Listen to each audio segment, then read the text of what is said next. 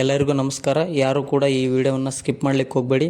ನೋಡಿ, ನಿನ್ನೆ ದಿವಸ ಏನಂತಂದರೆ AKSS ಅಂದರೆ ಅಕ್ಷ ಸಂಘಟನಾ ಪ್ರೆಸಿಡೆಂಟ್ ಆದಂತಹ ಕಾಂತಕುಮಾರ್ ಸರ್ ಅವರು ಏನಂತಂದರೆ ಜಿಲ್ಲಾ ಕಚೇರಿ ಅಂದರೆ ಧಾರವಾಡದಲ್ಲಿರುವಂಥ ಜಿಲ್ಲಾ ಕಚೇರಿ ಮುಂದೆ ಪ್ರತಿಭಟನೆಯನ್ನು ಮಾಡಲಿಕ್ಕೆ ಹೋಗ್ತಾರೆ. ಯಾವುದಕ್ಕೆಂದರೆ KS ಒಳಗಡೆ ಆಗಿರುವಂಥ ಅಕ್ರಮ, ಹಾಗೆ PDO ಒಳಗಡೆ ಆಗಿರುವಂಥ ಅಕ್ರಮ, ಹಾಗೇನೆಂದರೆ ನೇಮಕಾತಿ ಈ ಕೂಡಲೇ ನೇಮಕಾತಿಯನ್ನು ಪ್ರಾರಂಭಿಸಿ, ಯಾಕಂತಂದರೆ GBA ಎಲೆಕ್ಷನ್ ಡೇಟು ಸಹ ಅಲೌನ್ಸ್ ಮಾಡಿ ಅಂತೇಳಿ ಕೋರ್ಟ್ ಕಡೆಯಿಂದ ನೋಟಿಸ್ ಸಹ ಬಂದಿದೆ. ಓಕೆ, ಆ ಒಂದು ಕಾರಣದಿಂದ ಈಗ ಏನಾದರೂ ನಾವು ಪ್ರತಿಭಟನೆ ಮಾಡಲಿಲ್ಲ, ಹೋರಾಟ ಮಾಡಲಿಲ್ಲ ಅಂತಂದರೆ ಈಗ ಏನು ಎಲೆಕ್ಷನ್ ಡೇಟನ್ನು ಅಲೌನ್ಸ್ ಮಾಡ್ತಾರೆ. ಎಲೆಕ್ಷನ್ ಡೇಟ್ ಬಿಡ್ತು ಅಂತಂದರೆ ಯಾವುದೇ ಕಾರಣಕ್ಕೂ ಇವರು ನೋಟಿಫಿಕೇಷನ್ ಮಾಡೋದಿಲ್ಲ. ಓಕೆ, ಆ ಒಂದು ಕಾರಣದಿಂದ ಇವರು ಅಲ್ಲಿ ಹೋರಾಟನ ಮಾಡ್ಲಿಕ್ಕೆ ಹೋಗ್ತಾರೆ. ಅಲ್ಲಿ ಹೋರಾಟ ಮಾಡೋದಕ್ಕೆ ಅಂದರೆ ಪ್ರತಿಭಟನೆ ಮಾಡೋದಕ್ಕೆ ಅವಕಾಶನ ಕೊಡೋದಿಲ್ಲ. ಯಾಕೆ ಕೊಡೋದಿಲ್ಲ ಅಂದರೆ ಅಲ್ಲಿ ಪ್ಲೇಸನ್ನು ಇರೋಂಗಿಲ್ಲ.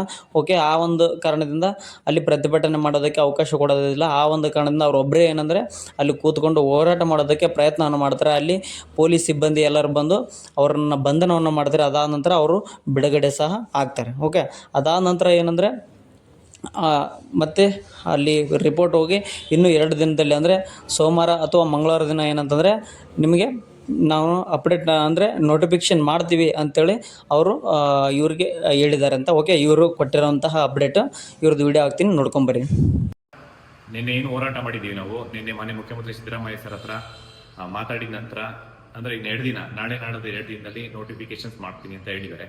ಸಪೋಸ್ ನಾಳೆ ಸೋಮವಾರ ಮಂಗಳವಾರ 2 ದಿನದಲ್ಲಿ ಏನಾದರೂ ನೋಟಿಫಿಕೇಶನ್ಸ್ ಮಾಡಿಲ್ಲ ಅಂತಂದರೆ ಯಾವ ರೀತಿ ಹೋರಾಟ ಮಾಡಬೇಕಂತ ಹೇಳಿ ನಾನು ನಿಮಗೆ ತಿಳಿಸ್ತೀನಿ. ಎಲ್ಲ ವಿದ್ಯಾರ್ಥಿಗಳಿಗೆ ದಯವಿಟ್ಟು ನೀವು ಓದೋದ್ರ ಬಗ್ಗೆ ಕಾನ್ಸಂಟ್ರೇಟ್ ಮಾಡಿ, ನಾವು ಹೋರಾಟ ಮಾಡಿ ಆದಷ್ಟು ಬೇಗ ನೇಮಕಾತಿ ಪ್ರಕ್ರಿಯೆ ಪ್ರಾರಂಭ ಮಾಡೋದ್ರ ಬಗ್ಗೆ ನಾವು ಎಲ್ಲ ರೀತಿಯೂ ತಯಾರಿ ಮಾಡಿದ್ದೀವಿ.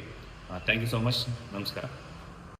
ಓಕೆ, ನೋಡಿರಿ, ಈಗ ಒಂದು ಕ್ಲಾರಿಫಿಕೇಷನ್ ಬರೋಣ. ಏನಂತಂದರೆ ಸೋಮವಾರ ಅಥವಾ ಮಂಗಳವಾರ ಒಳಗಡೆ ನೋಟಿಫಿಕೇಷನ್ ಆಗತ್ತಾ ಅನ್ನೋದ್ರ ಬಗ್ಗೆ ಏನು ಭಾಳಷ್ಟು ಆಸ್ಪಿರೆಂಟ್ಸ್ಗಳ ಒಂದು ಪ್ರಶ್ನೆ ಆಗಿರುತ್ತೆ. ಓಕೆ, ಆಗಿತ್ತೋ ಬಿಡುತ್ತೋ ಗೊತ್ತಿಲ್ಲ, ಬಟ್ ಒಂದಂತರೂ ಎಕ್ಸ್ಕ್ಲೂಸಿವ್ ಅಪ್ಡೇಟನ್ನು ಕೊಡ್ತಾರಂತ ನನ್ನ ಅನಿಸಿಕೆ. ಓಕೆ, ಸೋಮವಾರ ಅಥವಾ ಮಂಗಳವಾರ ಯಾವುದೇ ಆದರೂ ಒಂದು ಅಪ್ಡೇಟನ್ನು ಕೊಡ್ತಾರೆ. ಓಕೆ, ಅವ್ರಿಗೆ ಇನ್ನೂ ಟೈಮು ಎಷ್ಟು ದಿನ ಅಂತಂದರೆ ಈ ಮಂತ್ವರೆಗೂ ಅಂದರೆ ನೆಕ್ಸ್ಟ್ ಮಂತು 14ವರೆಗೂ ಏನಂತಾರೆ 14 ಅಲ್ಲ 10ವರೆಗೂ ಅಂದರೆ ನೆಕ್ಸ್ಟ್ ಮಂತ್ 10ನೇ ತಾರೀಕುವರೆಗೂ ಅವ್ರಿಗೆ ಅವಕಾಶ ಐತಿ ನೋಟಿಫಿಕೇಷನ್ ಮಾಡೋದಕ್ಕೆ. ಓಕೆ, ಅವರು ನೆಕ್ಸ್ಟ್ ಮಂತ್ 10 ಒಳಗಡೆ ಏನು ಮಾಡಲಿಲ್ಲ ಅಂತಂದರೆ ಯಾವುದೇ ಕಾರಣಕ್ಕೂ ನೋಟಿಫಿಕೇಷನ್ ಇವಾಗ ಆಗೋದಿಲ್ಲ. ಓಕೆ, ಯಾಕಂತಂದರೆ ನೆಕ್ಸ್ಟ್ ಅಂದರೆ ಅವರು ಕೋರ್ಟ್ ಕಡೆಯಿಂದ ನೋಟಿಸ್ ಬಂದಿದೆ. ಏನಂದರೆ GBA ಎಲೆಕ್ಷನ್ ಡೇಟನ್ನು ಫಿಕ್ಸ್ ಮಾಡಿರಿ. ಓಕೆ, ಅಂದರೆ ಅವರು ನೆಕ್ಸ್ಟ್ ಮಂತ್ 14ರಿಂದ ಆ ಕಡೆ ನೆಕ್ಸ್ಟ್ 27ರವರೆಗೂ ಏನೋ ಕೊಟ್ಟಿದ್ದಾರೆ. ಓಕೆ, ಅಷ್ಟರೊಳಗಡೆ ಏನಂತಂದರೆ ಅವರು ನೋಟಿಸನ್ನು ಕೊಡಬೇಕಾಗತ್ತೆ, ಅಂದರೆ ಡೇಟನ್ನು ಫಿಕ್ಸ್ ಮಾಡಿ ಕೊಡಬೇಕಾಗತ್ತೆ.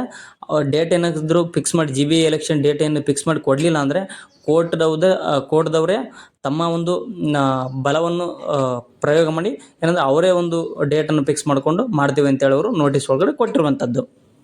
ಆ ಒಂದು ಕಾರಣದಿಂದ ನೋಟಿಫಿಕೇಷನ್ ಆದರೆ ಇದೇ ಮಂತ್ ಒಳಗಡೆ ಅಥವಾ ನೆಕ್ಸ್ಟ್ ಮಂತ್ 10 ಒಳಗಡೆ ನೋಟಿಫಿಕೇಷನ್ ಆಗುವಂಥದ್ದು. ಓಕೆ, ಇಷ್ಟಾಗಿರುತ್ತೆ ಈ ಅಪ್ಡೇಟು.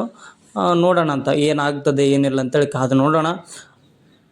ಏನು ಮಾಡೋದಕ್ಕೆ ಆಗೋದಿಲ್ಲ, ಎಲ್ಲ ನಾವು ಮಾಡಿರುವಂಥದ್ದು, ನಾವೇ ಓಟ್ ಹಾಕಿ ತಂದಿರುವಂಥ ಸರ್ಕಾರ. ಓಕೆ, ಇದು ಎಲ್ಲರೂ ಆಲೋಚನೆಯನ್ನು ಮಾಡಿಕೊಳ್ಳುವಂತಹ ಸನ್ನಿವೇಶ. ಓಕೆ, ಏನಂತಾರಲ್ಲ, ನಾವು ಮಾಡಿದ್ದು ನಾವು ಉಣ್ಬೇಕಂತಾರಲ್ಲ, ಆ ರೀತಿ ಒಳಗಡೆ ನಾವು ಮಾಡಿದ್ದು ನಾವೇ ಉಣ್ಬೇಕಾಗತ್ತೆ. ನೋಡೋಣ ಏನಾಗ್ತದೆ ಏನಿಲ್ಲ, ಎಲ್ಲ ಮುಂದಿನ ಅಪ್ಡೇಟಲ್ಲಿ ನಾವು ನೋಡ್ತಾ ಹೋಗೋಣ.